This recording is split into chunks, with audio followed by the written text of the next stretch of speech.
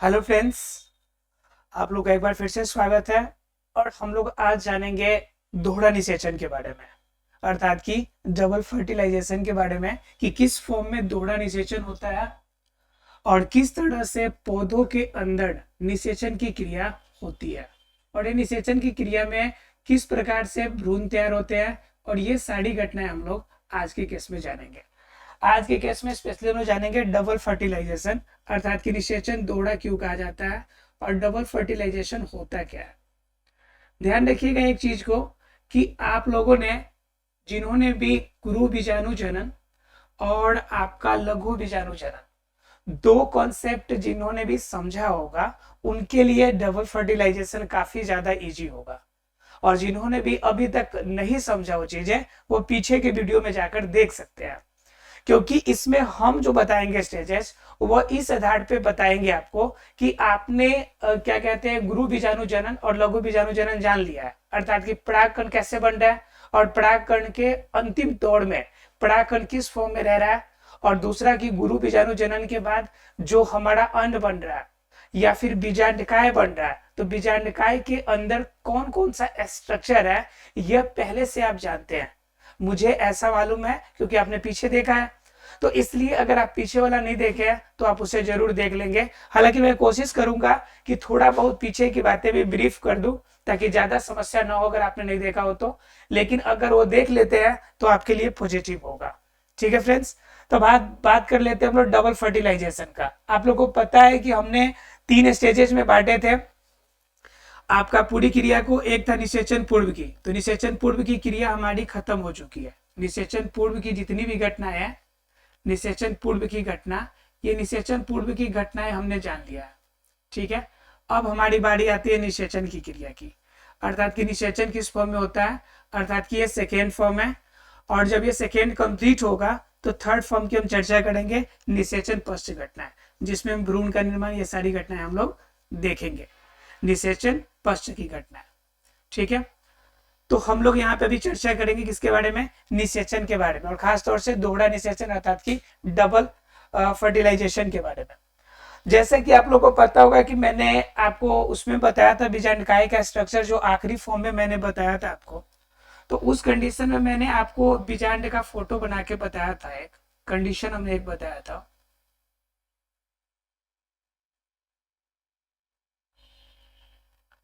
और इसमें मैंने आपको इसके पार्ट वाइज करके हमने बताया था आपको कि किस तरह से बीजांड आपका काम करता है और इसके अंदर कौन कौन से पार्ट इसमें होते हैं। तो बीजांड वाले पार्ट में मैंने बताया था कि सबसे पीछे वाला जो हिस्सा है आपका, ये सिर्फ थोड़ा सा मैं बता रहा हूँ ताकि ये समझ में आएगा। पीछे वाला हिस्सा जो होता है आपका निभाग होता है, जिसे हम लोग चैलेजा कहते हैं। ठीक है, निभाग। और ये वाला जो आपका है, ये आपका बीजांड द्वार, क्योंकि निषेचन की क्रिया इसी माध्यम से होगी। ठीक है, बीजांड द्वार। इसमें हमने आपको बता चुके थे कि आपका बीच में एक आपका केंद्रक होता है, जिसे ध्रुवीय केंद्रक कहते हैं, जिसके अंदर दो आपके क्या होते हैं, केंद्रक पाए जाते हैं। तो ये ध्रुवीय केंद्रक था। ठीक है, ध्रुव केंद्रक।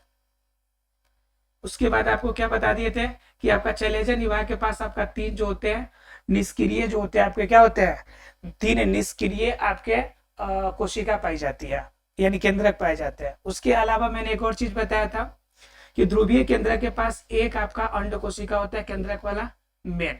ठीक है, तो ये चीजें मैंने आपको बीजांड में आपको आखिरी संरचना में जब कंप्लीट किया था तो कैसे क्या बना था, उनमें मैंने बताया था आपको। अब आगे जानना है कि दोहरा निषेचन की क्रिया होगी तो कैसे होगी। तो दोहरा निषेचन में अब हम बात कर लेंगे थोड़ा सा परागकण की। तो ये तो थी मतलब कि ये आपका स्त्रीकेशर की बात है, ये आपका स्त्रीकेशर अर्थात की फीमेल पार्ट की बात है। ठीक है, ये फीमेल पार्ट के अंदर का स्ट्रक्चर मैंने आपको बताया, बीजांडकाय के अंदर। किसके अंदर, बीजांडकाय के अंदर स्ट्रक्चर। अब क्या देखना है हम लोग को, दूसरा स्ट्रक्चर जब हम क्या करते हैं, पॉलिनेशन करते हैं, अर्थात की परागन की क्रिया होती है। तो परागन की क्रिया का मतलब क्या होता है, हमने बताया था कि परागन की क्रिया का मतलब सिर्फ ट्रांसफर ऑफ परागकण होता है, यानी कि पोलन ग्रेन का ट्रांसफर होना। ठीक है, तो अब क्या है कि ये आपका परागकण है जो आपका गिरकर कहाँ पहुंच गया, ये पहुंच गया आपका वर्तिकाग्र वाले हिस्से पे। ठीक है, ये वर्तिकाग्र का हिस्सा है। ठीक है, और ये इसका ओवेरी यानी अंडाशय का हिस्सा है, और इस अंडाशय के अंदर ये बीजांडकाय है। ठीक है, ये ओवेरी है, ठीक है, और ओवेरी के अंदर आपका ये आपका बीजांड का इसके अंदर का हिस्सा यहाँ पे हमने बनाया है।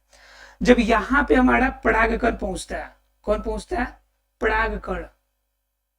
ध्यान से जरा समझिएगा, जब परागकण हमारा वर्तिकाग्र पे पहुंचेगा, ये हिस्सा हमारा क्या है? वर्तिकाग्र। क्या है हमारा? वर्तिकाग्र। यानी कि जब हमारा परागकण वर्तिकाग्र पे पहुंच गया तो उस कंडीशन में क्या होगा कि जो परागकण आपका वर्तिकाग्र के ऊपर थोड़ा सा नमी की मात्रा होती है, अर्थात कि थोड़ा सा पानी की मात्रा होती है, ठीक है। आप देखिएगा, वैसे भी टच कीजिएगा तो पुष्प का ऊपर वाला हिस्सा थोड़ा सा नमी युक्त होता है, ठीक है। तो यह जो पानी इसके अंदर यहाँ पे होगा, इस पानी को अवशोषित करेगा परागकण। ध्यान रखिएगा कि वर्तिकाग्र के ऊपर थोड़ा सा नमी की मात्रा होगा, पानी की मात्रा होगा, जिसका अवशोषण कौन करेगा? परागकण करेगा। अब अवशोषित करने के बाद ऑब्वियसली सी बात है कि जब किसी भी आपका पार्ट के अंदर अर्थात परागकण हो या फिर कोई भी स्पंज हो, सिंपल शब्दों में, जब उसके अंदर पानी जब जाता है तो अपेक्षाकृत थोड़ा सा फूल जाता है, थोड़ा सा बड़ा हो जाता है। तो परागकण भी आपका क्या हो जाएगा? धीरे धीरे थोड़ा सा बड़ा हो जाएगा। अब परागकण थोड़ा सा बड़ा हो जाएगा तो इस रूप में नली का रूप ले लेगा। ये आपका क्या है? आपका परागकण थोड़ा सा फूल के बड़ा हो गया, और यह जो परागकण बड़ा हो गया है तो इससे हम लोग कहेंगे पराग नली का। अब क्या कहेंगे? पराग नली का, अर्थात कि परागकण किसका रूप ले लिया? नली का। यहां तक सभी को क्लियर होगा? परागकण में पानी पड़ा है और पानी के बाद यह क्या हो गया है? ये आपका पराग नलिका का रूप धारण कर लिया है। अब पराग नलिका क्या होता है कि पराग नलिका के अंदर 3 स्ट्रक्चर होते हैं, ठीक है। ध्यान रखिएगा, 3 स्ट्रक्चर मतलब क्या? इसके अंदर जो होगा, इसके अंदर 2 नर युग्मक होंगे। 2 इसके अंदर क्या होंगे? 2 इसके अंदर नर युग्मक होंगे। या सीधे शब्दों में क्या है कि आपका जो पौधों का स्पर्म होता है वो 2 स्पर्म मिलेगा, इसमें 2 नर युग्मक होंगे, और एक जो होगा आपका यह हो जाएगा काई कोशिका, अर्थात कि काई कोशिका का पार्ट आपका इसके अंदर होगा। यहां तक सभी को क्लियर होगा कि आपका पहले क्या किया? परागन की क्रिया द्वारा परागकण हमारा पहुंचा वर्तिकाग्र पे, और वर्तिकाग्र पर जाने के बाद यह जो परागकण था, परागकण पानी को अवशोषित कर लिया। यहाँ पे पानी का क्या हो गया? अवशोषण हुआ, और पानी के अवशोषण के कारण क्या हो गया? यह परागकण जो था वो फूल गया, और फूलने के बाद यह थोड़ा सा बड़ा रूप लिया, एक नली के समान स्ट्रक्चर बनाया, और यह स्ट्रक्चर क्या कहलाया? पराग नलिका कहलाया। पराग नलिका के अंदर आपके जो स्ट्रक्चर है, आपका 2 नर युग्मक होंगे और एक आपका जो होगा वो काई कोशिका होगा। तो ये 3 स्ट्रक्चर हो गया, ठीक है। अब वर्तिकाग्र के अंदर से जब यह अवशोषित कर लिया तो परागकण आपका पराग नलिका जो होगा धीरे धीरे इसके अंदर प्रवेश करना शुरू करेगा वर्तिका की तरफ। यह वर्तिकाग्र मतलब सबसे ऊपरी हिस्सा है, और ये डंठल जो होता है वर्तिका, ये वर्तिका का हिस्सा है, और ये वर्तिका के माध्यम से धीरे धीरे ये पराग नलिका जो है आगे की तरफ बढ़ेगा। ये देखिए आगे की तरफ बढ़ रहा है, मतलब किसके तरफ? अंडाशय की तरफ, या नीचे की तरफ आ रहा है, ठीक है। नीचे की तरफ आपका ओवेरी यानी कि आपका यहाँ पे पहुंचेगा किसके पास? आपका अंडाशय के पास पहुंचेगा। अंडाशय के पास पहुंचने के बाद इससे तो जाना है बीजांड में। जिस तरह से बॉडी के अंदर, ह्यूमन बीइंग के अंदर फैलोपियन ट्यूब के अंदर निषेचन होता है, तो उसी प्रकार इसमें भी निषेचन तो बीजांड में होगा। निषेचन कहाँ होगा? इसका बीजांड में होगा। तो कंफर्म है कि बीजांड की तरफ ये जाएगा।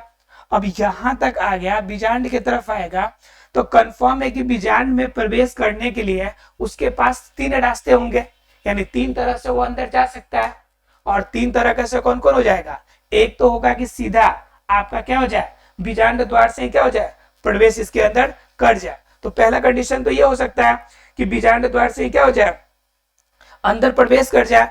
जब बीजांड द्वार से यह प्रवेश करेगा, ठीक है, तब हम इसे कहेंगे, यानी कि जो ये आपका पराग नलिका है, ध्यान देखिएगा, जब पराग नलिका यानी कि जब आपका पराग नलिका, जब पराग नलिका किससे प्रवेश करे? बीजांड द्वार से प्रवेश करेगा, अर्थात कि बीजांड द्वार के द्वारा जाए, बीजांड द्वारा प्रवेश, तो इस कंडीशन में आपका जो कहलाएगा वो कहलाएगा आपका क्या? यह कहलाएगा पोडोगैमी। क्या कहलाएगा? ये कहलाएगा पोडोगैमी। क्या कहलाएगा? पोडोगैमी कहलाएगा। ध्यान रखिएगा, जब बीजांड द्वार के द्वारा प्रवेश कर जाए तो पोड़ोगैमी। अब जब ध्यान रखिएगा जब इससे प्रवेश कर रहा है तो पोड़ोगैमी है, तो समझिए कि चैलेजा वाले भाग से अर्थात निभाग वाले भाग से अगर यह घूमते हुए ऐसे जाके बाहर की तरफ ऐसे जाते हुए ऐसे अगर प्रवेश करता है निभाग से, तो उसे क्या कहेंगे। तो सेम कंडीशन है, जब पराग नलिका आपका किससे निभाग से प्रवेश करे अर्थात चैलेजा से प्रवेश करे, तो इससे हम लोग क्या कहेंगे, चैलेजोगैमी। क्या कहेंगे इसे, चैलेजोगैमी। आप लोग को समझ में आ रहा है, ये जहां से प्रवेश करेगा ना उसी के नाम पे हमने क्या कर दिया, उसके अंदर प्रवेश को हमने उसका नामकरण कर दिया। ये बीजांड द्वार से प्रवेश कर गया तो आपका क्या, पोड़ोगैमी। आप यानी पोड़ से होकर, पोड़ से यानी बीजांड के पोड़ से यानी कि रास्ते से गया हुआ है तो पोड़ोगैमी। ये चैलेजा वाला भाग से गया तो चैलेजोगैमी। और एक और कंडीशन होता है, कभी कभी बीजांड वृत्त से जाता है यानी किसी अन्य बीजांड वृत्त, यहाँ पे बीच में मैंने आपको बताया था कि आपका बीजांड वृत्त होता है जो केंद्रक और आपका बीजांड द्वार के बीच का होता है।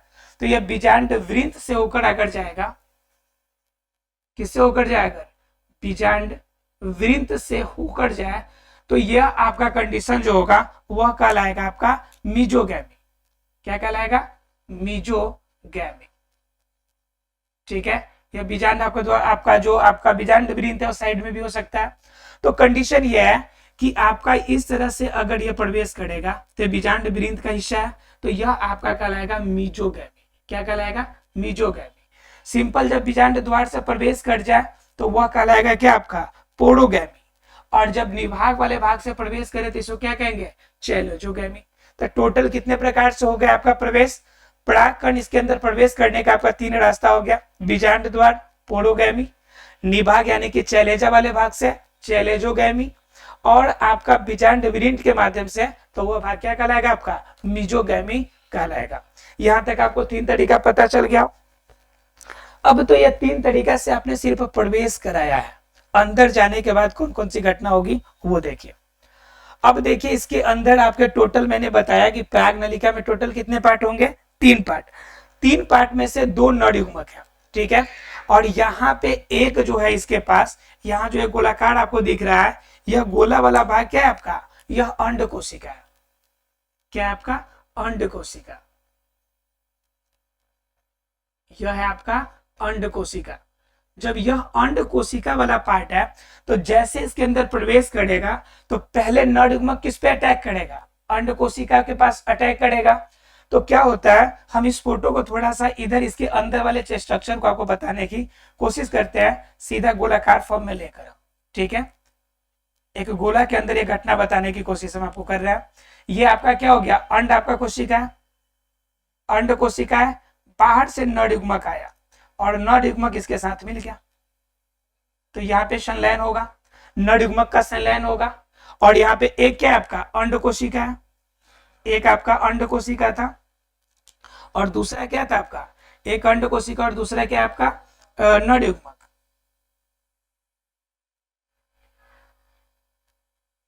एक अंड कोशिका और दूसरा क्या हमारा नरयुग्मक। अब इन दोनों के दोनों एक साथ मिल जा रहे हैं, जब दोनों एक साथ मिलेंगे तो क्या होगा, अंड कोशिका और नरयुग्मक दोनों का संलयन होगा। और मैंने आपको बताया था कि जब 2 युग्मक आपस में संलयित होते हैं मतलब मिलते हैं तो क्या बनाते हैं, युग्मनज बनाते हैं। तो अंड भी आपका अगुणित होता है और नरयुग्मक भी यहाँ पे अगुणित अवस्था में है, और दोनों जब मिलेंगे तो दोनों एक साथ मिलने के बाद जो बनाएंगे उससे हम कहेंगे युग्मनज। क्या कहेंगे हम लोग, युग्मनज। बताओ यहां तक सभी को क्लियर है कि एक आपका अंड कोशिका पहले से उपस्थित है, अंदर से पराग नलिका प्रवेश किया और प्रवेश करने के साथ एक नरयुग्मक ने अंड कोशिका पर अटैक किया और दोनों संलयित हुआ और संलयित होकर बना लिया क्या, युग्मनज बना लिया। क्लियर है यहाँ पे।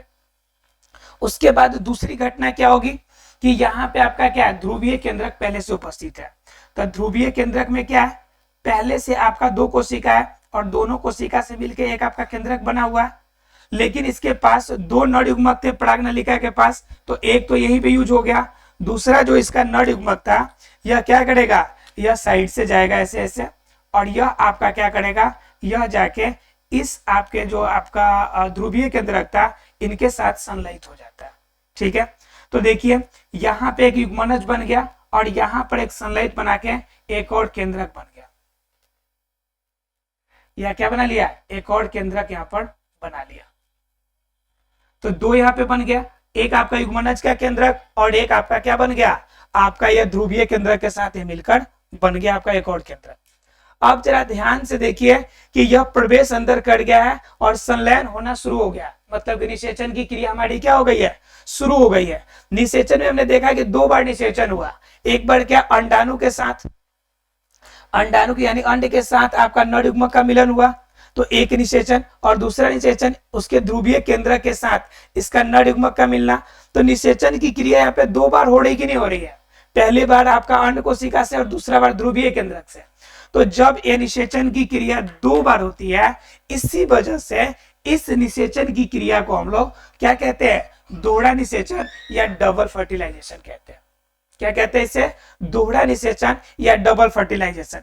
एग्जाम में कभी कोई पूछ देता है बताइए कि दोहरा निषेचन कहाँ कहाँ पे होता है, तो एक तो होता है आपका अंड कोशिका से, ठीक है, यानी कि अंडाणु से, और दूसरा क्या होता है आपका, एक अंड कोशिका से और दूसरा होता है आपका क्या, केंद्रक से, ठीक है। तो ये दोनों कंडीशन आपके पास होते हैं और दोनों कंडीशन में दो बार निषेचन की क्रिया होती है, इसलिए इस दोनों कंडीशन को एक साथ मिला देते हैं तो हम इसे कहते हैं दोहरा निषेचन। क्या कहते हैं इसे, दोहरा निषेचन, यानी कि डबल फर्टिलाइजेशन, ठीक है। अब दोहरा निषेचन में यह जो दोनों अलग अलग बनते हैं, अब दोनों का काम क्या क्या होता है, ठीक है। तो जो ये केंद्रक जो ये बना है आपका, इसमें आपका ध्रुवीय केंद्रक और एक नर युग्मक मिला है, तो यह मिलने के बाद जो होगा यह क्या बनाएगा, यह जो केंद्रक बना है यह बनाएगा आपका प्राथमिक भ्रूणपोष। क्या बनाएगा यह, प्राथमिक भ्रूणपोष।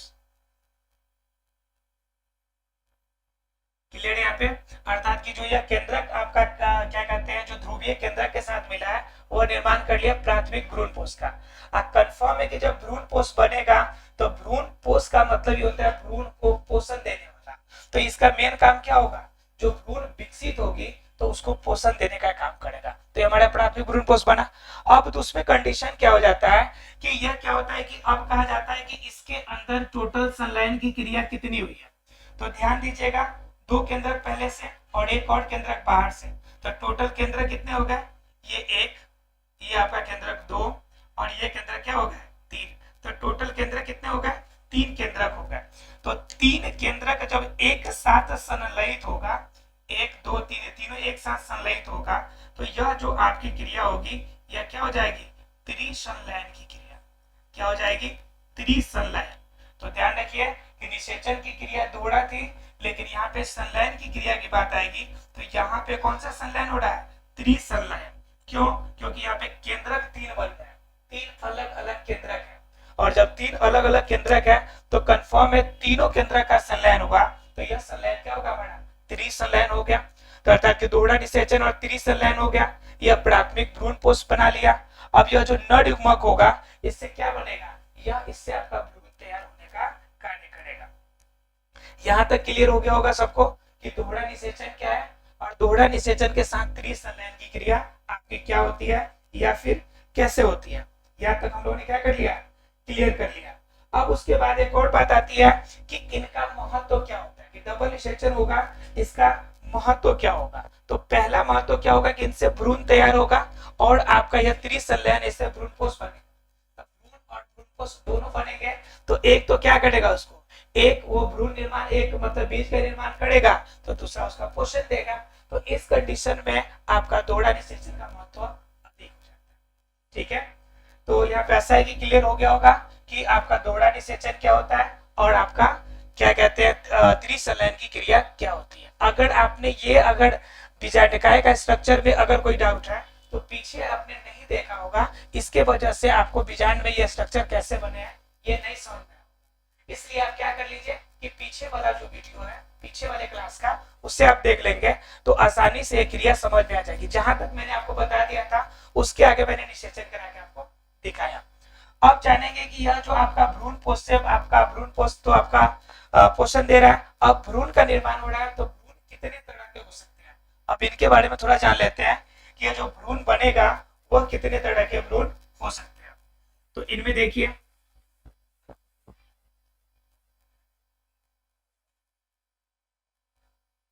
तो भ्रूण भी आपको 3 प्रकार के होंगे, ठीक है, यानी कि भ्रूण पोष जो आपका आकार होगा यह 3 तरह के होगा। एक तो होगा आपका केंद्रीय, एक नंबर क्या होगा केंद्रीय भ्रूण पोष, दूसरा हो जाएगा आपका क्या क्या, क्या कोशिकीय भ्रूण पोष, कोशिकीय भ्रूण पोष, और तीसरा भ्रूण पोष एक और है जिसे हम लोग कहते हैं माध्यमिक, क्या कहते हैं माध्यमिक भ्रूण पोष, यानी कि 3 कंडीशन है। पहला कंडीशन जो केंद्रीय होगा, इसमें किसी भी तरह के आपका एक कोशिका रहेगी और एक ही केंद्र के फॉर्म में रहेगा, इसमें कोशिका विभाजन का कार्य होगा ही नहीं। कोशिका जो विभाजन था, यानी कोशिका का विभाजन अर्थात कि केंद्र का विभाजन जो होगा, यह केंद्र का विभाजन इसमें होगा ही नहीं। तो जब विभाजन की क्रिया जो आपका त्रिसंलयित रहेगा, वह त्रिसंलयन के फॉर्म में ही रह जाएगा, तो यह आपका केंद्रीय कहलाएगा। उसके बाद कोशिकीय के कंडीशन में क्या होगा, इसके अंदर होगा निषेचन, तो इसके अंदर बहुत सारी कोशिकाएं बनेंगी, नए बहुत सारे पार्ट बनेंगे, नए कोशिका नए स्तर बनेंगे, तो यह आपका कोशिकीय भ्रूण कोष बनाएगा।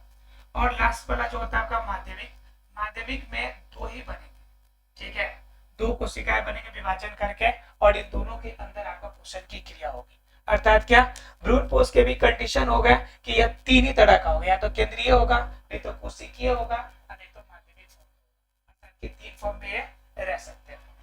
तो क्लियर है भ्रूण पोष आपको। भ्रूण पोष का मेन काम क्या होगा कि पोषण देना, जितने भी आपके क्या कहते हैं बीज के अंदर बीज को वृद्धि करने में या जिस भी रूप में जितने पोषण की आवश्यकता पड़ेगी, वो सभी कहां से मिलेंगे, भ्रूण पोष से ही आपको प्राप्त होते हैं, ठीक है। अब क्या होता है कि अब थोड़ा सा हम लोग जानेंगे इसमें कि आपका एक और आपका निषेचन की क्रिया में एक और घटना होती है कि निषेचन की क्रिया आपकी हो गई है, कुछ भागों में निषेचन की क्रिया हुए बिना भी फल उसमें बन जाते हैं, तो उन क्रिया के बारे में हम लोग जानेंगे, जिससे हम लोग क्या कहते हैं अनिषेक फल। आपने सुना होगा, जैसे सेब हो गया, केला हो गया, अनानास हो गया, अंगूर हो गया, तो इनमें बिना निषेचन के, इनमें निषेचन नहीं होता है, और बिना निषेचन के क्या होता है, इनके अंदर आपका बिना निषेचन के इनके अंदर फल बन जाते हैं। तो हम लोग जानेंगे कि वो कौन सा तरीका है जिनके द्वारा बिना निषेचन के ही आपका क्या हो जाए, फल बन जाए। तो इस घटना को हम लोग कहते हैं अनिषेक जनन। क्या कहते हैं इसे, अनिषेक जनन। तो जान लीजिए कि अनिषेक जनन क्या होता है। अनिषेक जनन, अनिषेक जनन के अंदर जो होगा, इसके अंदर भी 3 तरह की, इसके अंदर भी 3 तरह की घटनाएं होंगी। पहला आपका क्या होगा, पहला क्या होगा कि इसके अंदर परागन की क्रिया भी होगी, परागन की क्रिया भी आप प्लस निषेचन की क्रिया भी होगी, ठीक है। दूसरा केस होगा कि परागन की क्रिया तो होगी लेकिन निषेचन नहीं होगा, परागन होगी लेकिन क्या नहीं होगा, निषेचन की क्रिया जो होगी नहीं होगी, ये केस हो गया। और तीसरा केस क्या होगा कि न तो इसमें परागन की क्रिया होगी और ना ही इसके अंदर क्या होगी, निषेचन की क्रिया होगी, यानी कि न परागन की क्रिया न निषेचन की क्रिया। मतलब कि अनिषेक जनन के अंदर टोटल 3 कंडीशन बनेंगे। एक के अंदर आपका परागन और निषेचन दोनों, दूसरा कंडीशन होगा कि परागन हो जाए लेकिन निषेचन ना हो पाए, और तीसरा कंडीशन है कि परागन भी ना हो निषेचन भी ना हो, ठीक है, वह कंडीशन। तो पहला जिसमें परागन और निषेचन दोनों होता है, तो वह कंडीशन है आपका अंगूर, ठीक है, वह अंगूर है।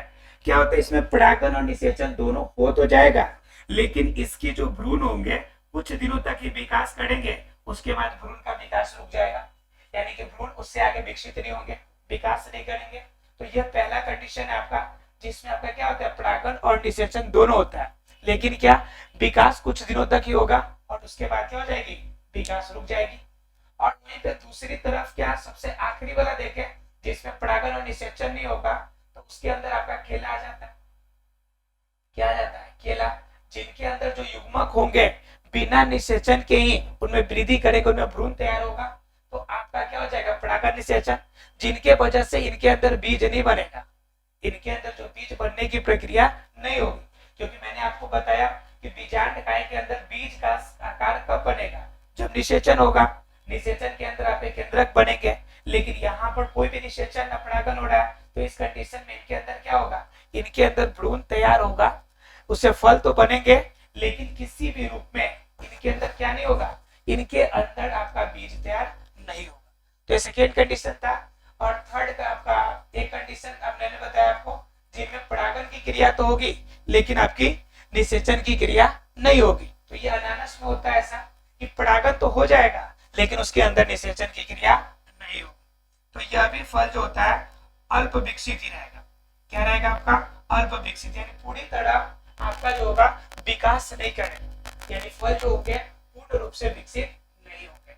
तो इस तरह से हमने 3 स्टेजेस देखे किसके बारे में, अनिषेक जनन, और तीनों से जो प्राप्त होगा फल हमें उससे हम लोग आभासी फल भी कहते हैं। ठीक है, आभासी फल का मतलब जब पूर्ण रूप से आपका विकसित फल ना हो, पूर्ण रूप से फल विकसित फॉर्म में ना आ जाए, तो वो हमारा आभासी होगा। इसी के अंतर्गत सेब भी आते हैं।